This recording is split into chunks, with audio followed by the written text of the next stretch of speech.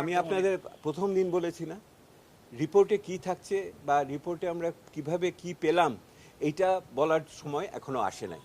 এটার জন্য একটু অপেক্ষা করতে হবে, কারণ একজন বললেই যে এটা সত্য হবে তারও তো কোনো কথা নাই। আমাদেরও তো ওগুলোকে মিলিয়ে টিলিয়ে দেখতে হবে। আমরা মোটা দাগে আইডেন্টিফাই করছি যে যেই সমস্ত প্রাক্কলনগুলো করা হয় সেই প্রাক্কলনগুলোর বস্তুগত ভিত্তি অত্যন্ত দুর্বল। অনেক সময় যারা প্রাক্কলন তৈরি করেছেন তারা অসহায় বোধ করেছেন, ওই প্রাক্কলন দিতে বাধ্য হয়েছেন। এই কথাটা অনেক বড়ভাবে এসেছে। ঠিক বললাম কি না? এইটা একটা ওনাদের অসহায়ত্বটা ওনারা আজকে বলেছেন। এইটা না, বিবিএস এর সাথে জাতীয় জিডিপি নিয়ে বিকালে মিটিং করব। তথ্য উপাত্তর এইখানেই শেষ হয় নাই, আমরা প্রাতিষ্ঠানিক পর্যায়ে করছি।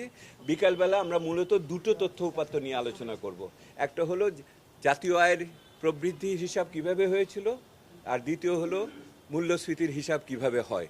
এই দুটো বিষয়কে আমরা কি বলে এটাকে স্যাম্পল হিসেবে গভীরে যেয়ে দেখার সিদ্ধান্ত করেছি। মূল্যস্ফীতি এবং জাতীয় আয়, এই দুটোকে আমরা গভর্নমেন্টের সাথে সম্পর্ক নাই। আমরা দেখতেছি এই প্রক্রিয়াটা কিভাবে করে হয়েছে, এবং সেই প্রক্রিয়া যদি আগে খারাপ থাকে পরবর্তীতে প্রক্রিয়া কি আরও খারাপ হয়ে গেল কি না সেটাই দেখব। যে কেন্দ্রীয় ব্যাংক যে কমিশন বানিয়েছে তারা অনেক গভীরে যেয়ে সুনির্দিষ্টভাবে আরও দেখার সুযোগ পাবে।